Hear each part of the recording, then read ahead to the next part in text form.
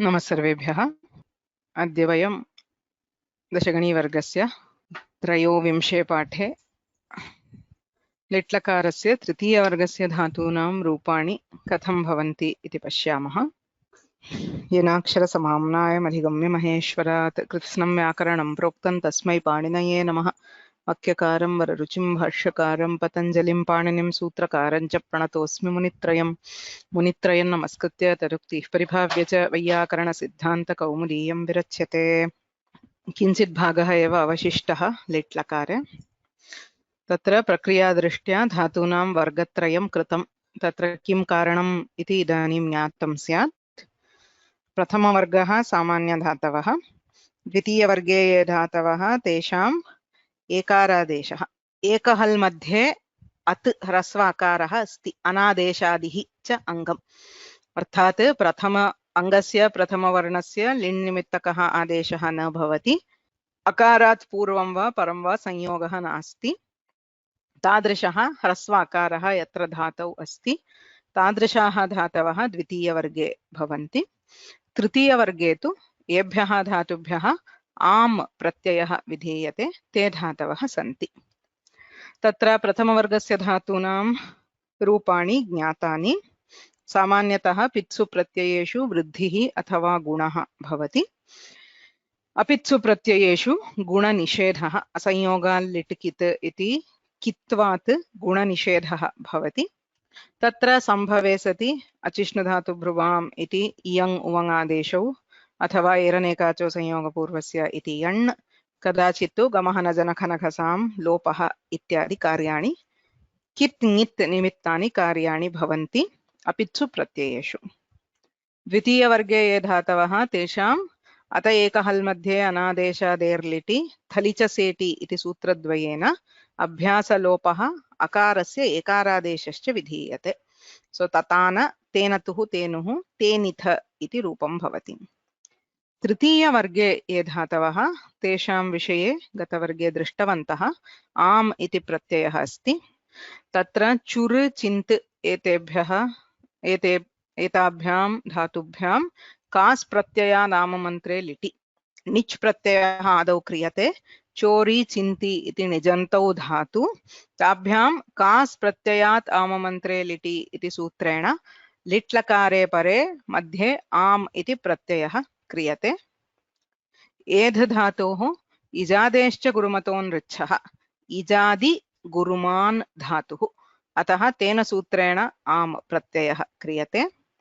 हु भी एताभ्यां धातुभ्यां भी ह्री भृहुवां श्लुवच्च इति सूत्रेण आम् प्रत्ययः विधीयते, श्लुवत् अतिदेशः, अर्थात् द्वित्वम् अभ्यासकार्याणि अपि विधीयन्ते।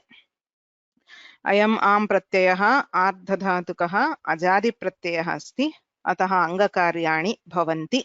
गुणः चोरयां चिन्तयाम् इत्यत्र, एधाम् इत्यत्र किमपि कार्यं नास्ति। श्लुवत् इति उक्तत्वात् द्वित्वम् अभ्यासकार्याणि, ततः गुणः सार्वधातुकार्धधातुकयोः इति गुणः जुहवां बिभयाम् इति रूपम्। अग्रे लिट् लकारः अस्ति, किन्तु तस्य आमः इति सूत्रेण लुक् भवति, प्रत्ययः लुप्यते। लुप्ते प्रत्ययलक्षणेन कृदन्तत्वं भवति, कृत्तद्धितसमासाश्च इति प्रातिपदिकत्वं, प्रातिपदिकम् इत्यतः सुप्रत्ययः, कृन्मेजन्तः इति अव्ययसंज्ञा, अव्ययादाप्सुपः इति सुप्रत्ययस्य look.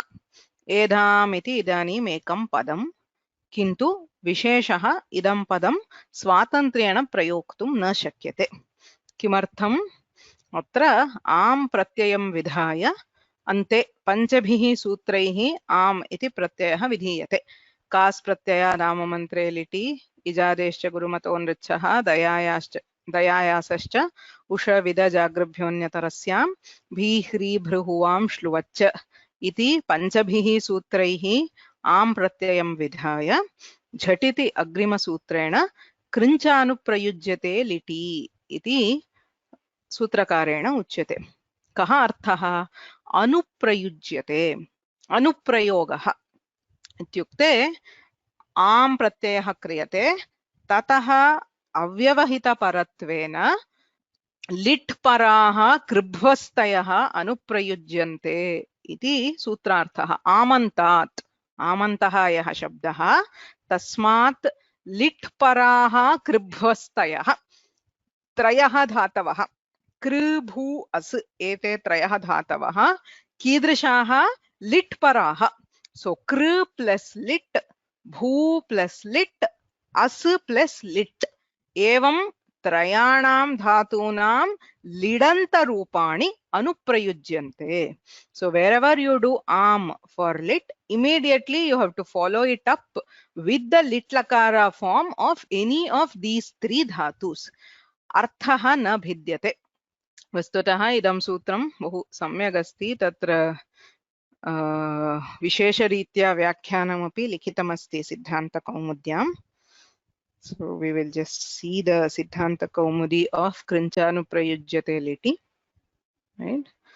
So kaha sutrarthaha atra asti. Amantat litparaha kribhvastayah. कृभ्वस्तयः इत्युक्ते कृभू अस्तयः, अस्तयः इत्युक्ते अस् धातवः धातुनिर्देशे इक्ष्तिपौ, इक्ष्तिपौ धातुनिर्देशे इत्यस्ति. धातोः निर्देशार्थम् इक् प्रत्ययः एवं च ष्टिप् इति प्रत्ययः उपयुज्यते.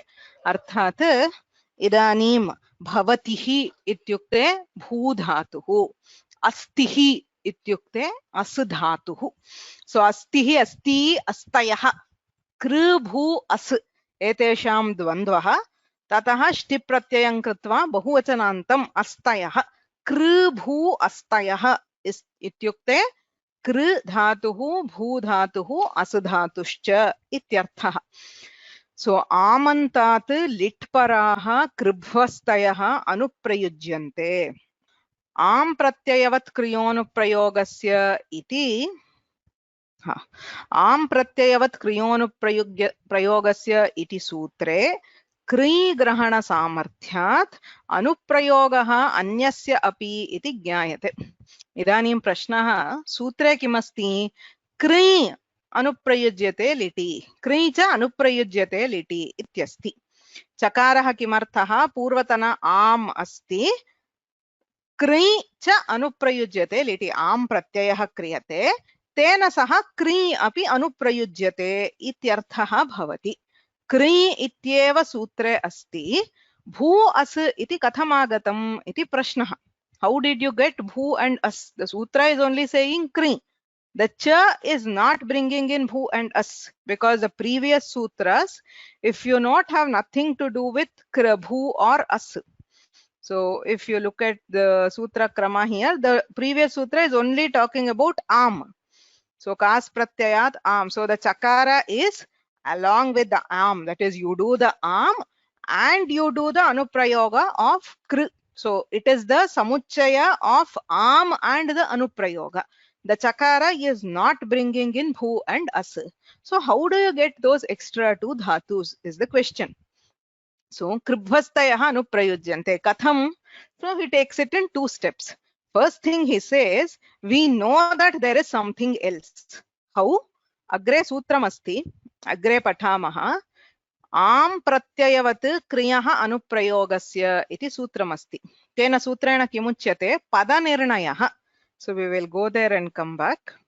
So तत्र लिट्पराः कृभ्वस्तयः अनुप्रयुज्यन्ते इत्युक्ते लिट्लकारः लिट्लकाररूपम् उपयुज्यते. So bhu is babhuva, as is asa. Now bhu is only parasmaipadi, so you use only the parasmaipadi form. As is also parasmaipadi, so you use only parasmaipadi. What to do about kr?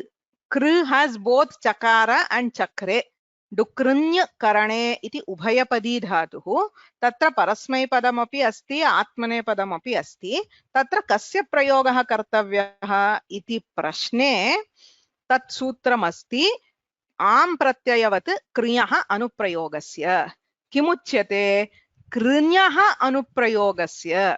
यत्र कृ धातुः उपयुज्यते तत्र अनुप्रयोगस्य किं पदम् इति चेत् आम् प्रत्ययवत् आत्मनेपदं भवति. So he is saying am pratyayavat ityukte am pratyayah yasmat sah yaha dhatuhu yasmat dhatoho am pratyayah kritah. So am prakritihi. So that dhatu to which we added am. Tena tulyam अनुप्रयुज्यमानात् क्रियः अपि आत्मनेपदं स्यात्. अर्थात् मूलधातुः आत्मनेपदी अस्ति चेत् कृ धातोः अपि आत्मनेपदरूपम् अनुप्रयुज्यते. सो मूलधातुम् अनुसृत्य अस्माभिः पदनिर्णयः क्रियते. सो एधाञ्चक्रे एधधातुः आत्मनेपदी, अतः आत्मनेपदिनः कृ धातोरेव प्रयोगः. So we don't say edhan chakara, we say only edhan chakre. If you take it for hu or bhi, they are parasmaipadi dhatus. So we don't get atmanepada because the original dhatu does not get atmanepada. Asmad amantat anuprayuktasyapi atmanepadam na bhavati. Chakara iti parasmaipadasya anuprayogah kriyate. यत्र तु मूलधातुः उभयपदी यथा चुरुधातुः निजन्तत्वात् उभयपदित्वम् अस्ति तत्र चोरयाञ्चकार चोरयाञ्चक्रे इति उभयोः पदयोः अनुप्रयोगः क्रियते. सो प्रकृतेः आम् प्रत्ययवत् आम् प्रत्ययः यस्मात् धातोः कृतः तद्वत् कृन्यः अनुप्रयोगस्यापि पदम् आत्मनेपदं भवति इति अनेन सूत्रेण उच्यते. इदानीं कृन्यः अनुप्रयोगस्य इति किमर्थं वक्तव्यम्? If we go to the कृञ्चानुप्रयुज्यते लिटि, if that sutra is saying only kru dhatu gets anuprayoga, then why do you have to specify kriyah anuprayogasya am pratyayavat bhavati? You can just say anuprayogasya. Anuprayoga is only for kru dhatu, so tasya atmane padavad bhavati iti jnayate. पुनः क्रियः अनुप्रयोगस्य इति किमर्थं वक्तव्यम्? अतः दीक्षिताः वदन्ति आम् प्रत्ययवत् क्रियोनुप्रयोगस्य इति सूत्रे कृञ् ग्रहण सामर्थ्यात्. Because he says kriyah anuprayogasya am pratyayvat bhavati, it is inferred that there is anuprayoga of something else also. If there is no other dhatu which gets anuprayoga, you don't need to specify kriyah anuprayogasya. You can just say anuprayogasya am pratyayavat bhavati. So specifying kriyah anuprayogasya. So kri grahana samarthyat anuprayogah anyasya api iti jnayate. So by that we know that there is something else also which gets anuprayoga. What is that something else? तेन कृभ्वस्ति योगे इत्यतः कृन्यः द्वितीय इति न्यकारेण प्रत्याहाराश्रयणात् कृभ्वस्ति लाभः. This is actually a bit an interesting way of how they find a way to accommodate kribhvastayah here. So he is saying, he is referring to a different sutra. This has nothing to do with the current context. So this is the तद्धित प्रकरण च्वि प्रत्ययः. तत्र किमस्ति? कृभ्वस्ति योगे इत्यस्ति. So he is saying in कृञ्चानुप्रयुज्यते लिटि, the कृञ् is not just कृञ् धातु, not just डुकृञ् करणे इति धातुः. कृञ् इति प्रत्याहारः. कस्य प्रत्याहारः? कृभ्वस्ति योगे इत्यत्र कृ इति आरभ्य. If you go down there, कृञो द्वितीय तृतीय शम्बबीजात् कृशौ इति सूत्रे न्यकारः अस्ति. So from the kr in 5450 till the nyakara in 58, krinya iti pratyaharaha. Madhye kim asti? In between there is nothing actually. There is only the meanings which are indicated. No other dhatu is there except these. Kr bhu asti. So kribhvasti. So krinya is a pratyahara for kr bhu asti. Iti व्याख्यायते दीक्षितैः. सो तेन कृभ्वस्ति योगे इत्यतः Creo द्वितीय तृतीय शम्भबीजात् इति न्यकारेण प्रत्याहाराश्रयणात् कृभ्वस्ति लाभः। एवं प्रत्याहारं कृत्वा धातुत्रयं स्वीकुर्मः, तत्र कृञः अनुप्रयोगः क्रियते चेत् मूल धातुवद् आत्मनेपदं भवति। भू अस् स्वभावतः परस्मैपदरूपमेव, तत्र परस्मैपदरूपस्य एव अनुप्रयोगः, तत्र आत्मनेपदरूपं नास्ति इति व्यवस्था। इदानीम् अत्र प्रश्नः, एकः मूलधातुः अस्ति, चोरयाम् इति एकः धातुः अस्ति। इदानीं कृ भू अस् इति अपरः धातुः अस्ति। इदानीं कस्य क्रियायाः अर्थः बोध्यते? So what, there are two actions which are in the, if you are taking a pada like chorayan chakara, there are two dhatus. One is the chur dhatu, the other is the kr dhatu. Which dhatu's meaning do you take? So tatra vadati tesham kriya samanyavachitvat. Kesham kr bhu as. They don't specify a very specific kriya. It is just general action. So asti, bhavati, karoti. That is why for any action, for example, sambhashana patana velayam vadamaha. Bhinna rupani na jnayante chet bhunkte mastu bhojanam karoti. Anyat kim dogdhi न दोहनं करोति. सर्वत्र करोति इत्यस्य योजनं कर्तुं शक्यते. दोहनं भवति, दोहनम् अस्ति. एवं च कृ भू अस् इति त्रयः धातवः क्रिया सामान्यवाचिनः. सो तेषां क्रिया सामान्यवाचित्वात् आम् प्रकृतीनां विशेषवाचित्वात्. So in general they are talking about a kriya, whereas the am prakriti, the dhatu on which we added am, say chur, chint, edh, they are talking about a specific kriya. So tadarthayoh abheda anvayah visheshana visheshya rupena anvayah. So samanya kriya asti, vishesha kriya asti, vishesha kriyayaah eva tatra bhanam. So chorayam chakara ityukte चोरण रूप क्रियां सह चकार इत्यर्थः, कृतवान् इत्यर्थः. सो चोरण रूप विशेष क्रिया, सामान्य क्रिया, परोक्ष भूतार्थ कालः इति सर्वमपि तेन क्रियापदेन बोध्यते. सो तेषां क्रिया सामान्यवाचित्वात् आम् प्रकृतीनां विशेषवाचित्वात् तदर्थयोः अभेदान्वयः. संपदिस्तु प्रत्याहारे अंतर्भूतः अपि अनन्वितार्थत्वात् न प्रयुज्यते. There is one more question. If we go back to the bhuta tadbhave, we are making a pratyahara. How? Kr, starting from this kr, somewhere we are ending the nyakara. Now he says kr bhu asti. Okay, there is one more dhatu here, sampadya kartari. So chvi, chventasya विग्रहवाक्यं कथम् उच्यते? अशुक्लः शुक्लः सम्पद्यमानः, converted, transformed. That which was not shukla is transformed into shukla.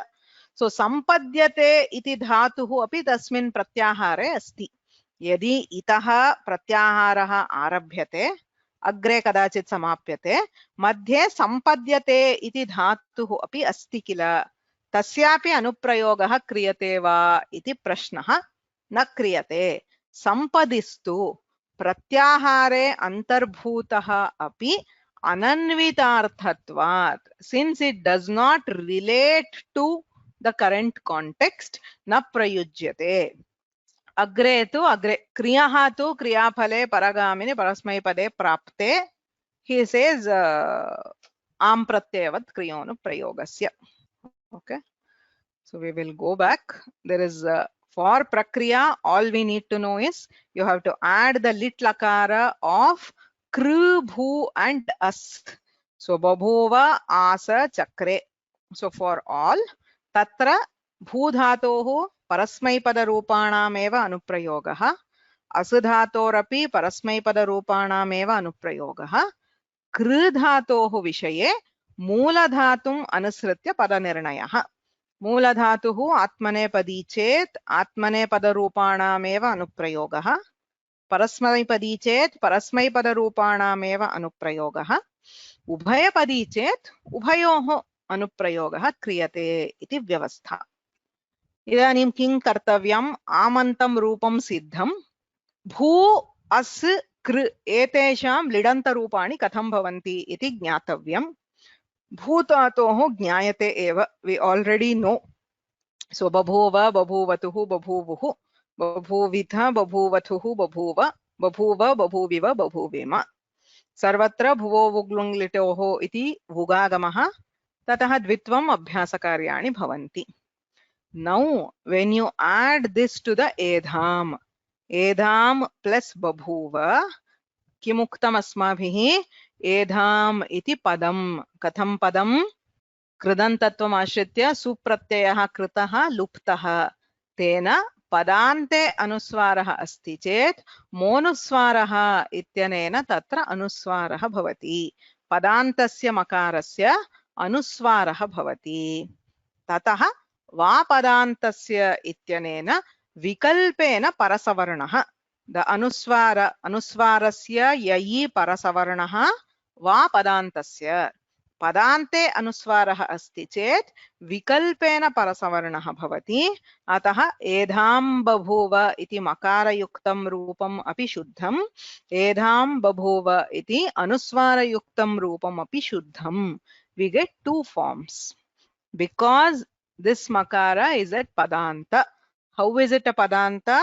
Because we added supratyaya and deleted it on account of it being an avyaya. Any questions?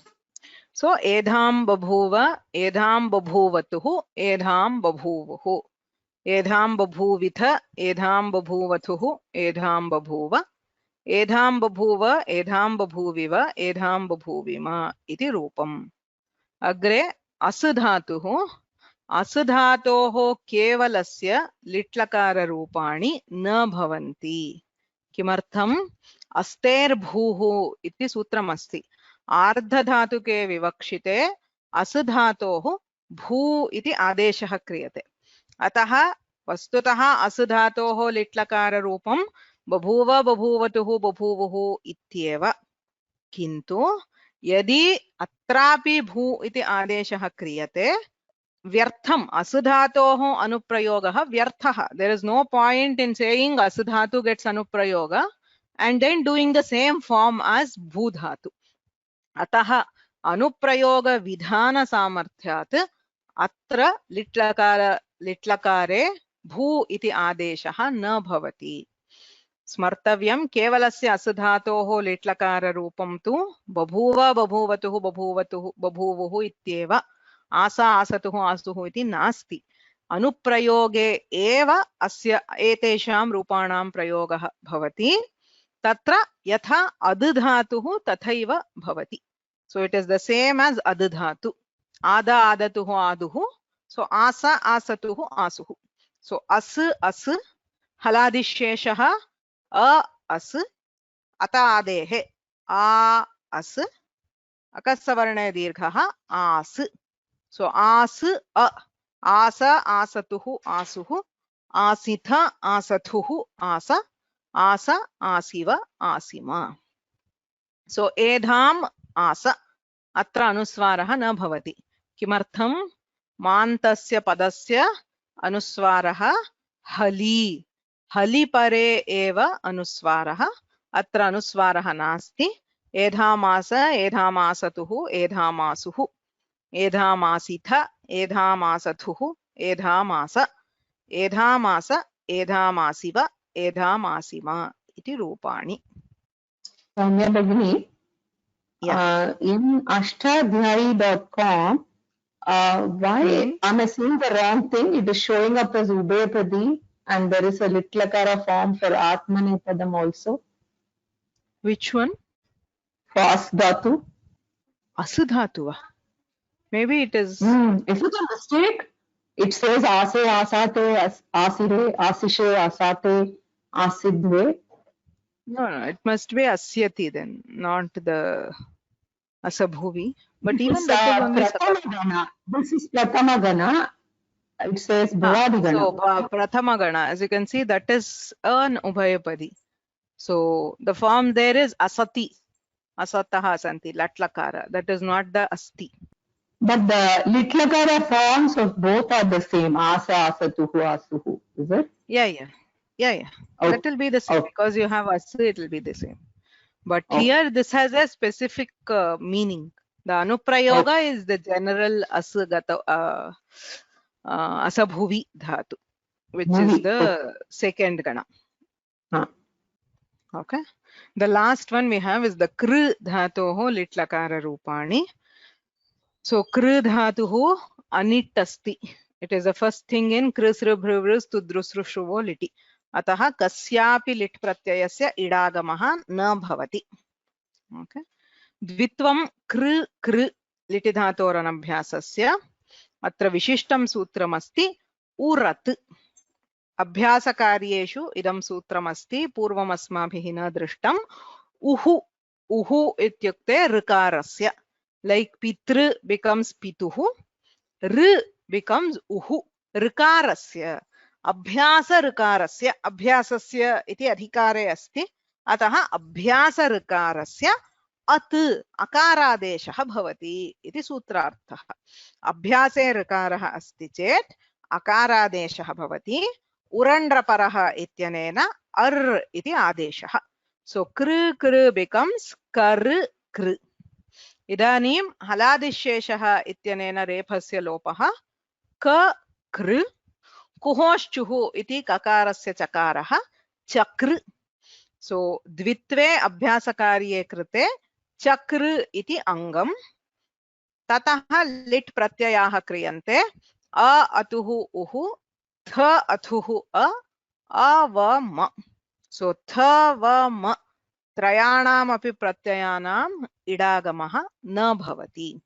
So chakra iti angam ajantam angam ataha nal pratyaye pare achoiniti ityanena vruddhihi akaraha urandraparaha. So ar.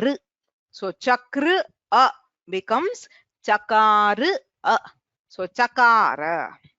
Atrapi chakara. Yatra nitvam nasti nalaha naluttamo va ityanena athava madhyama purushe. So tha ityatra gunaha bhavati. So chakra tha sarvadhatuka ardhadhatukayoho iti gunaha akaraha urandraparaha ityanena raparaha. So you get ar. So chakra tha becomes chakartha. Chakra a becomes chakara. So chakara, chakartha, chakara, chakara iti rupadvayam. Apitsu pratyayeshu kim bhavati? Chakra atuhu. Iko enachi ityanena rephaha. So chakratuhu, chakruhu. Chakrathuhu, chakra. Va ma etayoho parayoho kimapi na bhavati? Chakriva, chakrima iti rupam. So the forms are chakara, chakratuhu, chakruhu, chakartha, chakrathuhu, chakra, chakara, chakara, chakriva, chakrima. Atrapi juhavam chakara iti krite. So monuswaraha, anuswaraha, vapadantasya iti vikalpena parasavarnaha. So you get juhavan chakara, juhavam chakara, rupadvayam bhavati. You will not get edhan chakara because it is atmanepadi. You will not get parasmaipada forms for edh. So juh, chorayan chakara, chintayan chakara, sarvatra bhavati. Atmanepada rupani tatrapi iko enachi ityeva sarve apith pratyayaha ataha vruddhirva gunova na bhavati. Ajadi pratyayah asti chet iko enachi ityanena yan bhavati. Haladi pratyayah chet kimapi na bhavati. Atra visheshaha chakra dhve idagamaha nasti angam innantam asti. Rikara is in. Ataha inashidhvam lunglitan dhongad iti nityam dhatvam bhavati. पूर्वम् इडागमः आसीत् अतः विभाषेटः इत्यनेन अस्माभिः सुषुविध्वे सुषुविड्वे इत्यादि विकल्पेन ढत्वं कृतम्। अत्र तु अङ्गम् इण्णन्तम् इडागमः नास्ति प्रत्ययस्य, अतः चकृढ्वे इति एकमेव रूपं धत्वं नित्यं भवति। सो चक्रे, चक्राते, चक्रिरे, चकृषे किमपि नास्ति। चक्र से इत्यस्य आदेशप्रत्ययोः इत्यनेन षत्वं। चकृषे, चक्राथे, चकृढ्वे, चक्रे, चकृवहे, चकृमहे। अत्रापि अनुस्वारः परसवर्णः भवति। सो एधान् चक्रे, एधान् चक्राते, एधान् चक्रिरे इति रूपम्। So once you have the kru dhatu forms, you just have to add the appropriate pada to the amanta, depending on what was the original pada orientation. Okay, any questions? Idagama doesn't depend on the mula dhatu. No, it is for the kru dhatu. We are not, that original dhatu is nowhere in the picture, because this pratyaya is on the dhatu. So it is only this dhatu which will determine the idagama, not the original dhatu. Eka prashna, if they ask to do rupa siddhi for atmanepadi dhatunam litlakara, as in only the, I mean these 5, are we supposed to do 27 forms? Unfortunately, yes. I mean, if they ask like that, for these 5 dhatus, I mean, for a normal atmanepadi dhatu, like if it belongs to the first varga or second varga, it will be only 9. For these, depending on the marks, Bhagini, see, if there is no space, especially since you are writing this exam where the space is limited and the marks is also limited, you can also just say the first things, that is, give the sutra which gives the am, then the litlakara, the lopa, everything which happens with am, and then just say krinchanuprayujyate liti iti lidantanam krubhastinam anuprayogaha, and assume the forms of bhu, as, and kr. If, of course, it depends on how many marks. If it has asked for say 20 marks, you will have to write. Maybe the expectation is that. So depends on how much space and how much this one. But yeah, all atmanepadi or parasmaipadi, all dhatus which have am will get 9 plus 9 plus 9 forms. So if you just get, actually, if somebody asks for churu dhatu litlakara, you will have to give 27 plus 27, because it gets both padas also. In parasmaipada, as in not 27 plus 27, it is just plus 9, one more 9 actually. So 36 forms, because 18 in kr and 9 plus 9. But they should not ask for that. And see, the one of the reasons of studying through this method is also to be able to condense. Say, if you have to give the forms of such things, I mean, even if you asked for such a question, you just put a table like this and show, that's all. I mean, that is a possible this one. This exam depends on space, meaning they give an answer sheet with printed questions, and apparently they don't give additional sheets. So you have to fit in your answers in whatever space is given in there. As in, for the longer questions, they give something like, there's a question and there is like 2 pages or something. So you'll have to fit in your answers in that space. That is what I have heard. It's a printed question paper booklet which has questions and space below each question to write the answer. So your answer has to fit into that space given. Okay. So you can use such also. You can use a table and just put 3 tables and say this is for bhu, this is for kr, and this is for as. Okay. So there is just one small portion left. We saw that the am is vikalpa, right? For bhi, hri, bhruhu, vam, shluvacha, anyatarasyam iti anuvartate. So the am is vikalpa. What happens when there is no am? So am abhave khu dhatuhu asti, am nasti. So you do the normal dvitva and abhyasa, you get juhu. This will be thali weight. Why? Ajantaha dhatuhu. Anit dhatuhu ajantaha. So achastasvathalya nito nityam rito bharadvajasya iti sutradvayena thalaha idagamaha vikalpena bhavati anyesham tu set bhavati. So this will be exactly like sudhatu. So yatha sudhatuhu tathaiva bhavati kopi bhedaha nasti. So juhu a nali vruddhihi achoyniti iti vruddhihi. So juhava itha th इत्यत्र सार्वधातुकार्धधातुकयोः इति गुणः. So juhotha juhavitha juhu a juho a juhava. So juhava juhava juhava juhavitha juhotha. Apitsu pratyayeshu अचिष्णु धातु भ्रुवाम इत्यनेन उवङ् आदेशः. So juhuvatuhu juhuvuhu juhuvathuhu juhuva juhuviva juhuvima. So रूपाणि यथा सु धातोः तथैव भवन्ति आमः अभावे.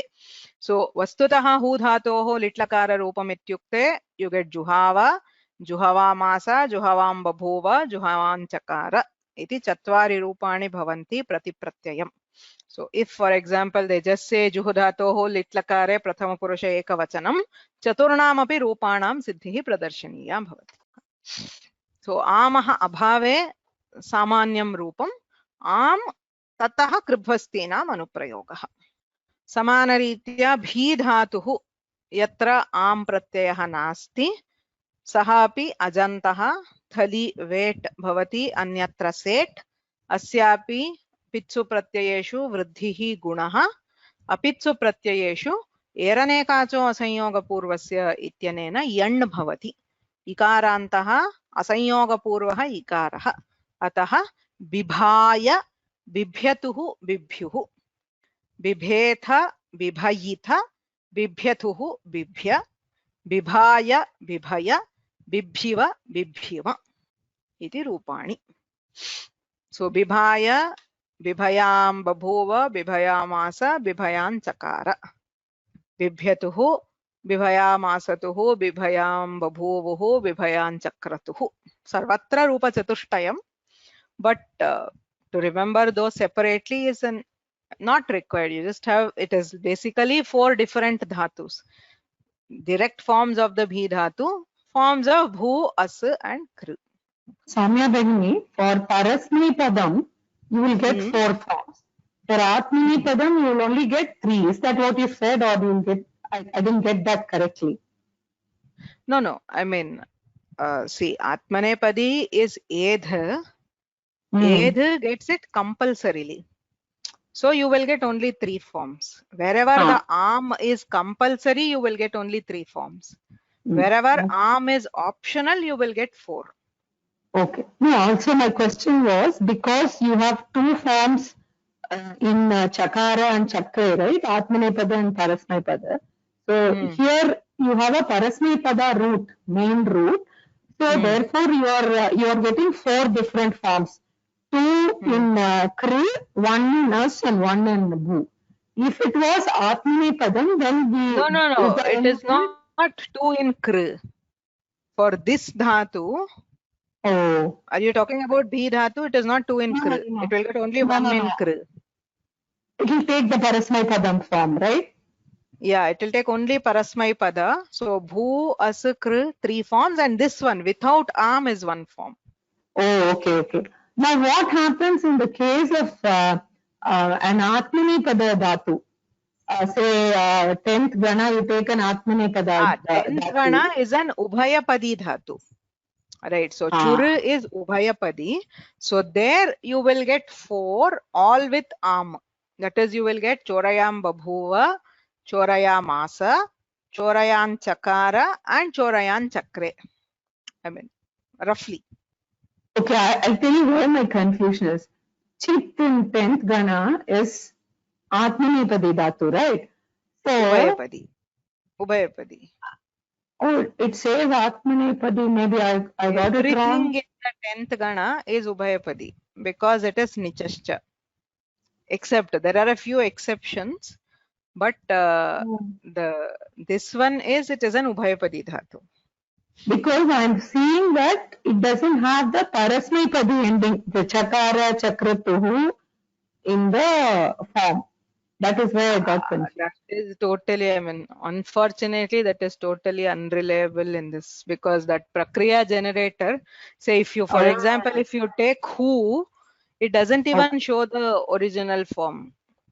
As in, the Juhava is not there. He shows only the Amanta form.